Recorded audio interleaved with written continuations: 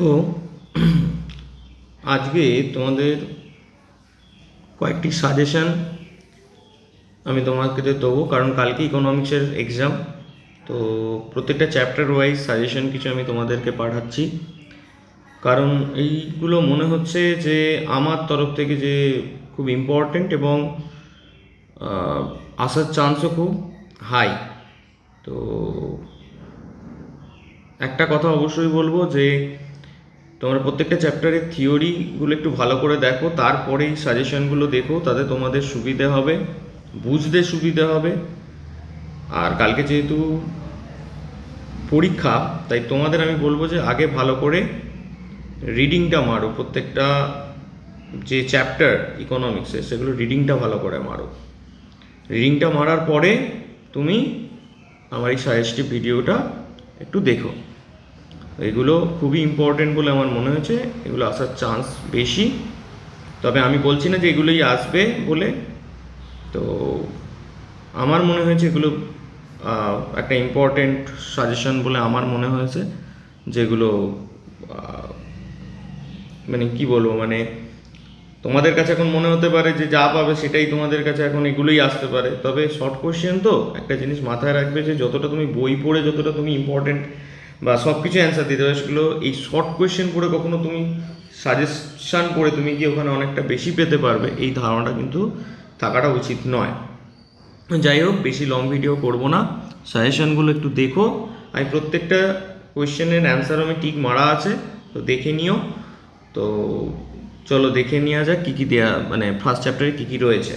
First যেটা রয়েছে, যখন আমরা কোনো দেশের জাতীয় আয়ের তথ্য বিভিন্ন বছরের জন্য সংগ্রহ করি, এটি কোন ধরনের রাশি তথ্য হবে? অর্থাৎ এটা হবে হচ্ছে কালানুসারী তথ্য। 2 নম্বর, অর্থের প্রবাহ কিসের বিপরীত প্রবাহ? অর্থের প্রবাহটা কিসের বিপরীত প্রবাহ? না বাস্তব প্রবাহের। যখন থার্ড কোয়েশ্চেন, যখন স্থূল বিনিয়োগ ধনাত্মক তখন নিট বিনিয়োগ কী হবে? 3টেই হতে পারে, সর্বাধিক, শূন্য, ধনাত্মক, 3টেই হতে পারে। 4 কি বলছে? উপাদান ব্যয় নিট জাতীয় উৎপাদন সম্পর্কে কোনটি সঠিক?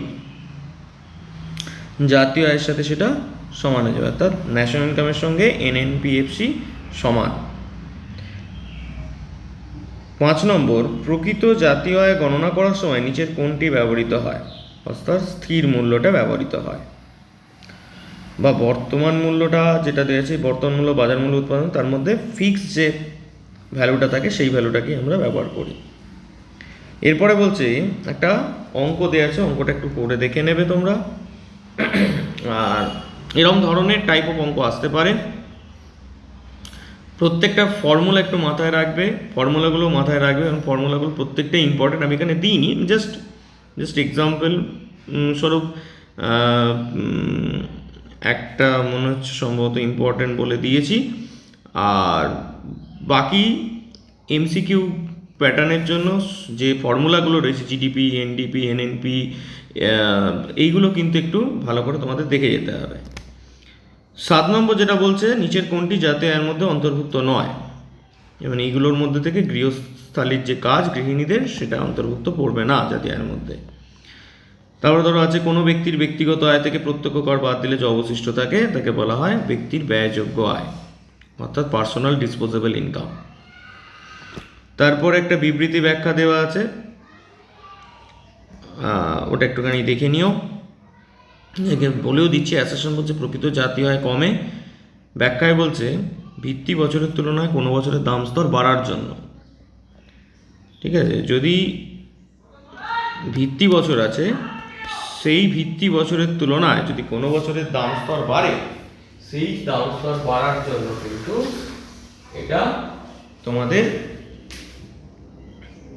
প্রকৃত জাতীয় আয় কমে যেতে পারে।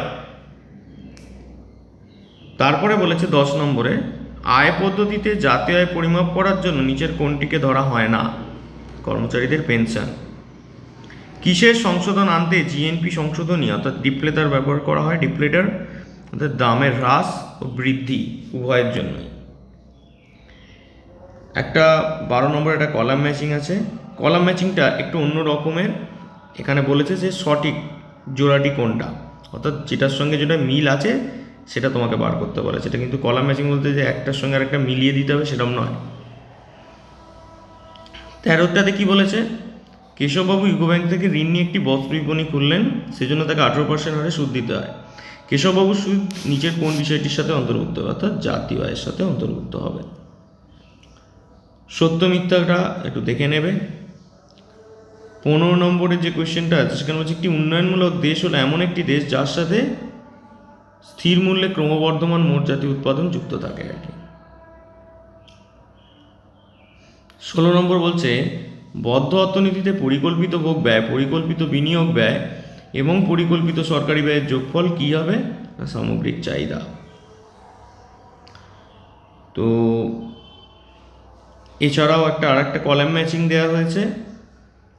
এরপরে সঠিক বিবৃতি মানে সঠিক বক্তব্যটি কোনটি সেটা দেওয়া হয়েছে 18 নম্বরের কোয়েশ্চেন। 19 নম্বরের কোয়েশ্চেনে বলা হচ্ছে মূলধনের ভোগকে কি বলে, অর্থাৎ অবচয়। আর 20 একটা বিবৃতি দেওয়া হয়েছে, দুটো বিবৃতি দেওয়া হয়েছে কি না, ফার্স্ট বিবৃতিটা বলছে প্রকৃত জিডিপি বাড়ে যখন দেশে দ্রব্য সামগ্রীর উৎপাদন বৃদ্ধি পায়। আর 2 নম্বরে বলছে প্রকৃত জিডিপি হিসাবে করা হয় ভিত্তি বছরের দাম স্তরের ভিত্তিতে, অর্থাৎ দুটোই সঠিক। তো এই 20টা কোয়েশ্চেন আমার মনে হয়েছে ফার্স্ট চ্যাপ্টারটা থেকে ইম্পর্টেন্ট। তবে হ্যাঁ, আবারও বলছি প্রত্যেকটা যে এই চ্যাপ্টারের যে ফর্মুলাগুলো রয়েছে সেগুলো মাথায় রাখবে। আর কিছু কিছু জিনিস ভেতর থেকে আসতে পারে, সেগুলোর জন্য থিওরিটা ভালো করে পড়তে হবে।